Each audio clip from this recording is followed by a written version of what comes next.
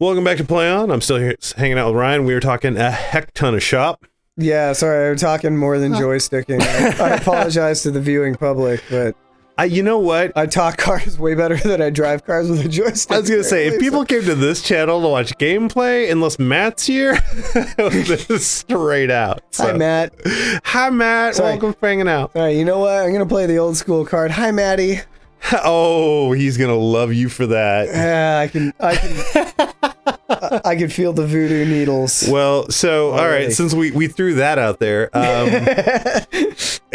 so I think anyone that's actually viewed more than like 3 episodes realize I'm one of 3. I'm the oldest of 3. We've got my middle sister Jen and then the youngest Matt, but my mom had decided all the names had to be something that ended with a Y. So when she wanted to, Robbie, Jenny, and Maddie. Robbie, Jenny, and Maddie, and we have spent the rest of our lives trying to get past that, get past that a little bit, but now it's out there. And then you get someone in the chair who's known you this long and remembers the days of sitting off the old Seward frontage road in a cloud of secondhand cigarette smoke, playing Sega Genesis, Mortal Kombat. Oh yeah, Sonic the Hedgehog, and yeah, yep, and that's how we. Well, actually, you know what? You were never Robbie to me. Yeah. You were Bob. Bob. For better or for worse. You might have called the house a few times and gotten the wrong Bob. Yeah. I think that was only I think I learned my lesson after the first time. Oh, yeah. Once you actually got me on the phone, it went back to Bob. Yeah, don't ask. If you got anybody else in the house, don't ask for Bob. Note, if you're calling my house, ask for Rob. Now, if you're calling my house, I don't know how you did it. All we have is cell phones. We got rid of all. I was gonna say, do you even have a landline? I'm thinking about getting one. I was on my run this afternoon. I was thinking like it would be fun to get a 1-800 number so people could call and ask for like gaming advice, and then we could put them on the channel. I was gonna say, if you were doing Twitch, if you were doing live stream, that's in the game plan at some point. That would be hilarious. That would that would take me back. That would take me back to 1900 and doing college radio at KRUA. Oh, fuck. I forgot you did that shit. My God. Yeah. Fuck. Yep. me and Angus and Glenn and oh shoot. That puts 2 people on this channel who have done college radio. And Joe. Joe did college radio back in Michigan. Oh, that doesn't surprise me. Yeah, totally. Yeah, but did Joe do an all Japanese pop music? No. Show at like 8 o'clock on a Sunday morning. I said Michigan. They had to kicked him out of the state. Right. Yeah. Yeah. He went to he was Blue in Ann Arbor, hanging out there, and he was doing it was funky music, small music and like NPR kind of style setting. Oh, interesting. Yeah. So we had this rule that you were allowed to call, but you weren't only while the music was playing. Yeah. You weren't allowed to call while we were on the air because it was a tiny studio and the phone was in the studio and we didn't want interruptions while we were announcing.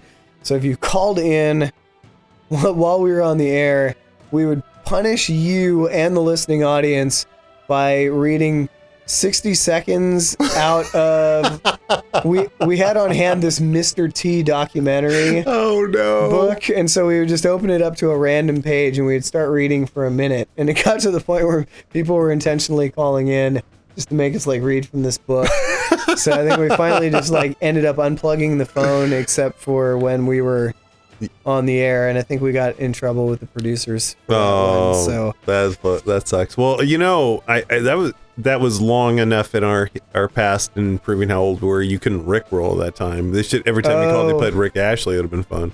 Rick Astley was still pretty much current at the time, although there was an afternoon. Don't admit that. Yeah. Never admit that. Although I did find a weird a Mr. Rogers Neighborhood record where it was all skits from Make Believe Land. Yeah. Or whatever, and it was when I was just starting to get into DJing. Oh jeez. And I ended up scratching that record and making King Friday and the princess have like a very inappropriate conversation.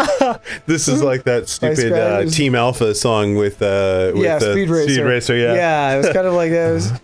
It was just like, or maybe it was Lady Eberly or something. Yeah, like Lady Eberly, what do you know about love? Love. Like, oh, King Friday. Oh, King Friday. Oh, King Friday. Like, and there is where Ryan's DJ aspirations are born. I was waiting for this to load. I'm like, this is the longest load screen ever. But no, it's just it wasn't prompting me to push anything, or maybe it was, and I just was not paying attention. Actually, the one thing I loved is after the last race when you wrecked my Subaru, the guy is on his knees looking at the damage. I was laughing my ass off. Oh God, this takes me back too. It's gonna be okay, Rob. Your Subaru is gonna be okay. I promise. When you go back to it. Thank God it's digital. See, here we go. This is like semi-slow 90s cars. Is that a neon, like an SRT? Probably. That's what it looks like. Oh God, you got a 7 you're putting your nose into. Oh, get it. So you see, this is a GST. It's not a GSX. So like, I don't have the all-wheel drive. I can't claw my way out. Like, I mean, I should really just start paying attention when the pack slows down. That's right. Well, I mean, if you're ramming an RX-7 in the butt with a Talon, you know you're going too fast. That car's got way better body, way better. And yet I was still ahead of him somehow. Oh well, here we are.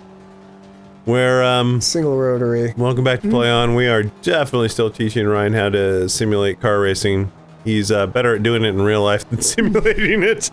And that's not saying much. Like, everyone I track with is better than me, but I've gotten used to that too. I haven't tracked in so long. I keep thinking about it. Right now, I've got a car with a wrecked tire in the driveway. I've got I'm trying to figure out what balls. Whoa. Put new rubber on right now. What? Yeah, why are you even thinking about that, dude? It's motorcycle season. The Ducati needs belts. Plural? Yeah, well, I mean, it's a monster, so yeah, plural. Oh, okay. It's got 2 belts. Gotcha. Yeah, for the. I was like, you need something besides a drive belt, but. Yeah, there's 2 of them. Welcome to Play On, where you get all the gearhead noise you ever wanted. So, as people know, I haven't played games in a while. Now you're understanding why I spent most of my time modifying the hell out of cars. Oh, whoa. There you go. Get that. Oh, I thought you could have maybe saved that. It got squirrely when I hammered down the brakes. Well, you know that Eagle. Do not want. Early 90s suspension technology. Oh, yeah, this is a TSI, so this is a 2nd gen, right? Yeah. This is an Eagle. Okay. Yeah. It's early to, like, God, this is probably... Man, in the late 90s. 94, 95? Yeah, I was going to say, because I think it was only like a 4-year run or something like that. I wanted a GSX in the worst way. I loved my Integra, but just like the idea of boost and all-wheel drive. I still get massive chubbies for this car. I totally would like so far you've kind of gone through the history of all the cars I really like, but this is I would love to get one of these. The Mitsubishi version of this would also be nice. Well, yeah, that's what I'm saying. I'm talking about the Eclipse. Yeah. I mean, yeah, the Eagle was okay, but I always liked the body work on the Eclipse. Yeah, it had a different bumper and a better front and back. It was muscular, like in an era where where you had Eclipses and, on RX-7s and everything else was kind of trying to be... Wasn't this also fighting with itself against the GT3000 at that point? The GT3000 was so much bigger and heavier, and the SL was okay, but like the real monster was the VR4, which shared the super unfortunate honor of also being the Dodge Stealth RT, which was the uglier dressed cousin. Yeah, with the same sheet metal, but it was even the VR4, it had a lot of power and it had all-wheel drive, but it was so heavy that it kind of it was great in itself, but when you held it up against super turbos and RX-7s and especially Skylines in Japan, J-spec cars, it always kind of languished behind because the weight was such a deficit, but it was still a fun car to drive. But it was even it was a technological marvel that had tons of gremlins because it was Mitsubishi trying to get out there and really put itself ahead in the technology game. I mean, it was one of the first cars that had like front and rear air dams that would deploy at speed. Yeah. All kinds of crazy crap like that. Yeah, you had and then I think you had, I'm not sure if you got it in America, but yeah, I think you had like the adjustable rear wing, and and then you had louvers and stuff in the front that you had some active aero going on. And that was a big deal. And then Dodge is like, hey, can we make this look uglier? Yeah. Can we totally make this look like a PMSing shark? with the can we drag the wing in closer for no good reason? They flattened out the trunk on the horizontal, but then like around the back edge they rounded it off, and then they gave it that big boomerang wing in the middle of the trunk, not in the back. The middle of the trunk is not where it could actually pick up air. This UFO nonsense. I mean, I don't necessarily doubt that it had some like aerodynamic advantage. No, I blame Lee Iacocca for making everything look like garbage. But it was, you know what? I mean, obviously everyone knows that the Prowler was a turd because they put an anemic V6 in it and everything. But like the Prowler looked epic, cool. Like that was. There's a few rolling around my neighborhood. There are people here that own the Prowler. I get to see it all the time, actually. That era. I mean, I think it kind of.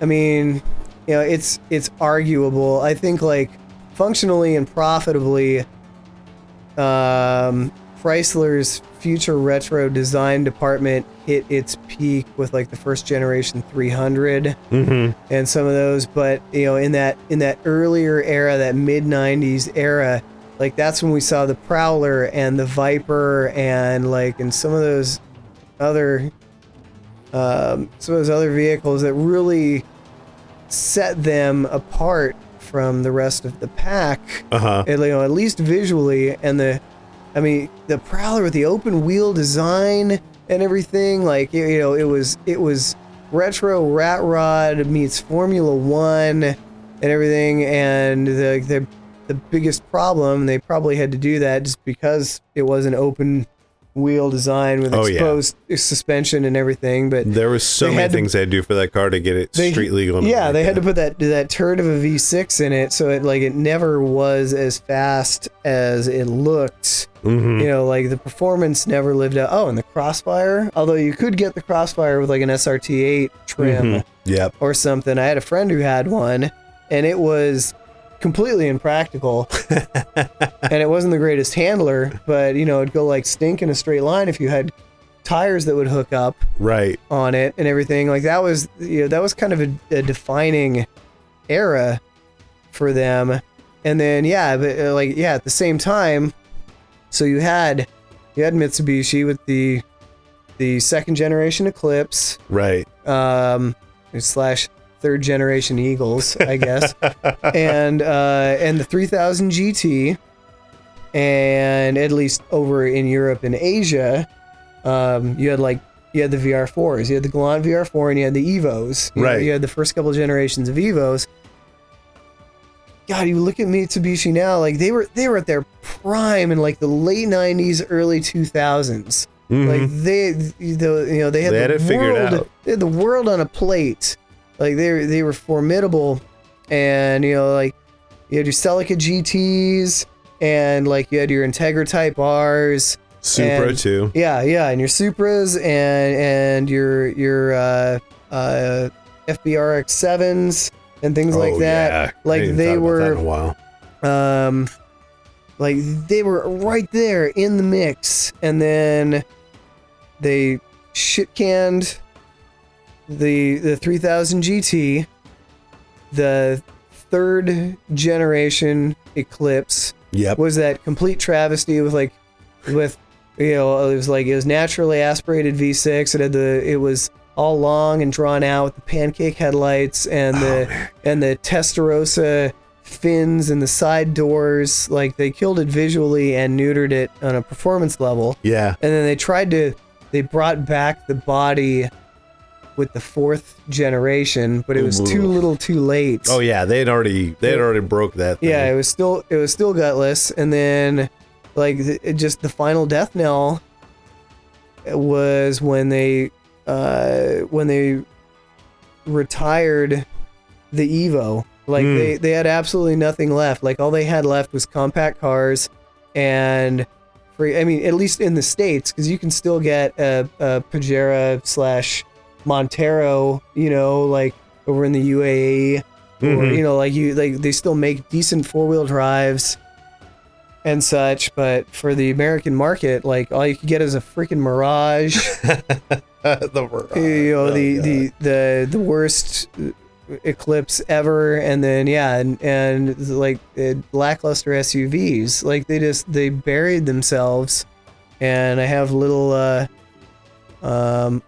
sympathy for them at this point. Yeah, but it's a sad end of an era, because they were at the time they were the only company giving the WRX and the STI any kind of competition in the US market. And then and now it's Ford, and actually Honda's back in the game, even though it's not all-wheel drive with the new Type R. True. And all that. But yeah, like in less than 10 years, like, the landscape has changed dramatically. Like, who would have thought? I remember when the SVT Focus came out in 2002. Let's get into this in a second. Yeah. Let's get into the next one. So, one thing before we get into the next one. One, you treat that Eagle turned out in much better shape than my Subaru. Yes, it did. And screw you for that. And next time I'll play on. Goodbye. All right. Oh, man. Having a good time? Absolutely. Excellent. All right. We can just kick in the next one then. Let's go.